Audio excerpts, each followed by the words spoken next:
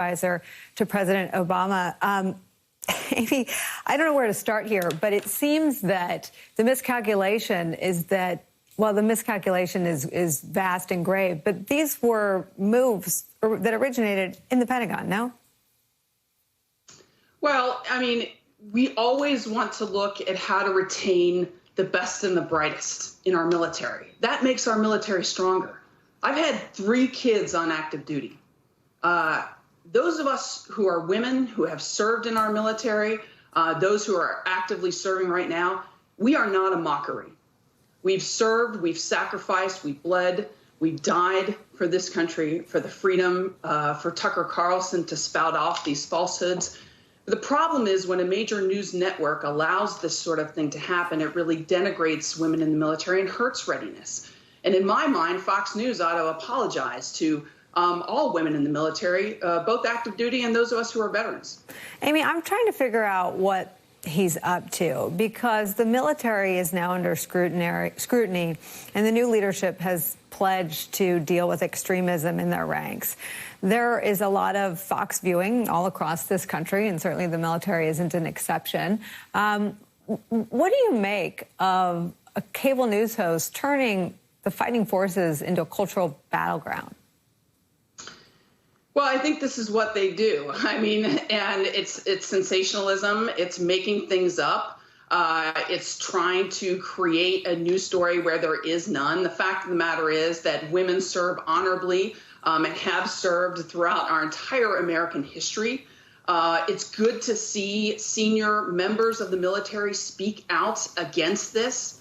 I'd like to see more political leaders step up and speak out against this, because it does hurt our forces. You know, we go to great lengths to try to keep people that we have invested in. You know, pilots, we've spent millions of dollars training them.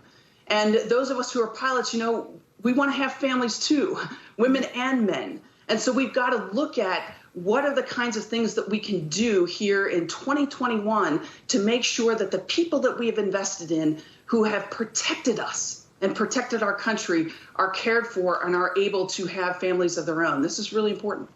I mean, it's important to point out to our viewers, who I'm guessing aren't regular viewers of Mr. Carlson, that what triggered for Mr. Carlson was a promotion of 2 women to 4-star generals. It was an announcement made on International Women's Day. Can you talk about the influence that the last administration may have had on holding women back who had earned promotions? Well, when I read the story that women were held back for promotion because they were women and they didn't want, the senior leadership didn't want to inflame the president, it really made me sick.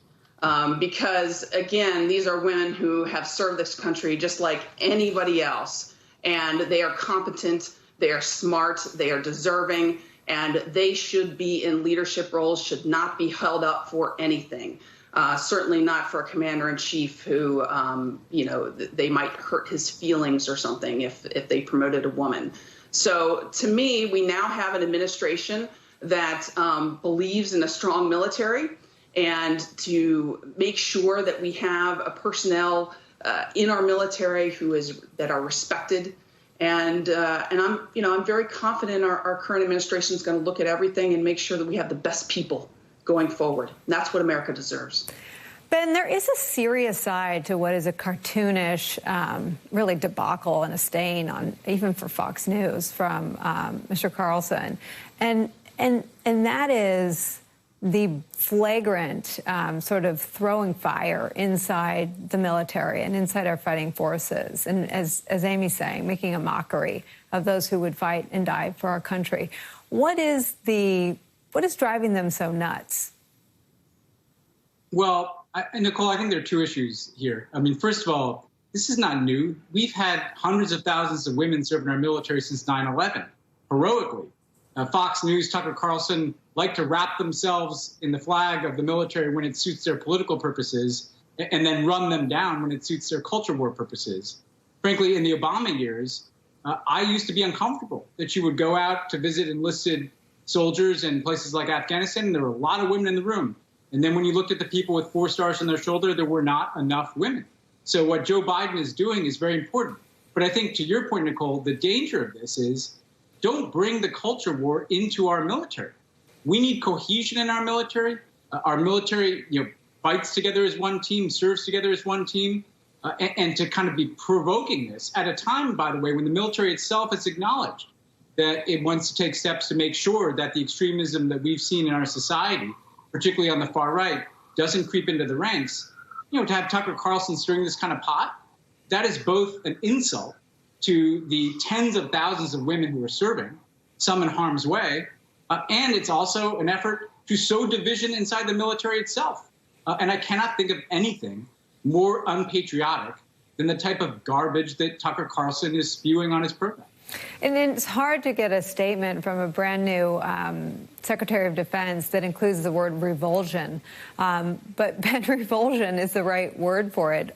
Just as a communicator, I was struck today by how quickly and how aggressively they smacked down comments, which obviously, by the fact that we're all talking about it and assembled here, also have the effect of drawing more attention to them. That did not bother the Pentagon. They went out in full force to knock this down. Why do you think that was so important to them, Ben? I think that it was an interesting decision, Nicole, and I worked very closely with John Kirby and Secretary of Defense Lloyd Austin in the Obama administration. They know that they're putting more attention on it. But what it tells me is that they want to send a message down through the ranks. There's some people in the military, like anywhere in America, who watch Tucker Carlson, and they're sending a zero tolerance message. This is garbage, and everybody in the military needs to circle ranks, as they do in dealing with something like this. So I think to move out that swiftly and that forcefully and that vocally, and to make a point of calling this out, I think tells you how seriously they take the danger of Tucker Carlson, again, trying to sow division inside the U.S. military. They are fighting real wars. They can't have to deal with the culture wars that people like Tucker Carlson try to spark in American society. And I think it was entirely appropriate for Lloyd Austin and John Kirby to do that. And Amy, can you just give voice to people who probably don't feel like they have access to speak on a program like this or any other? I mean, what does a crisis like this feel like inside?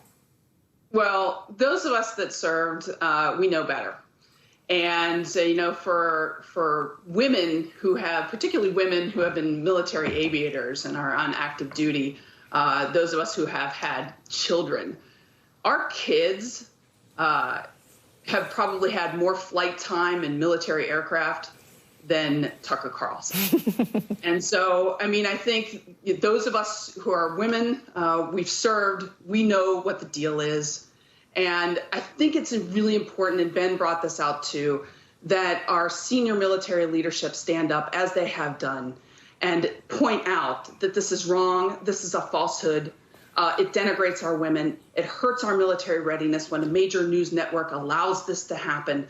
And so, I think those of us who are military women, we know better, but for the American people, they ought to know this is absolutely wrong.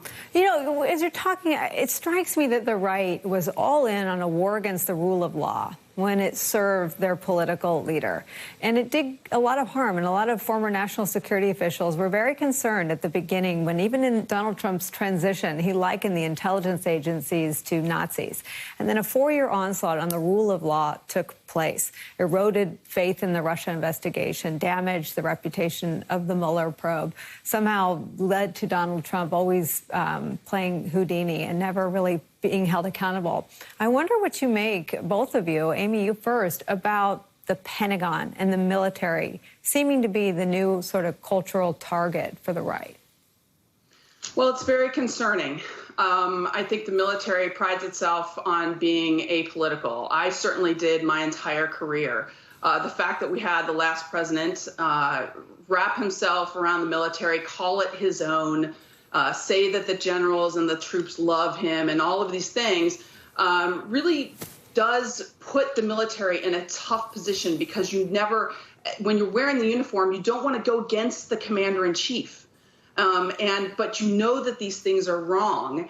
And I think that it's really difficult. I'm glad to see that we have a new administration, and the Biden administration, that understands the professionalism of the military and understands that it needs to remain out of politics, that its job is to serve and defend our country. And the best way to do that is to not get into politics that way.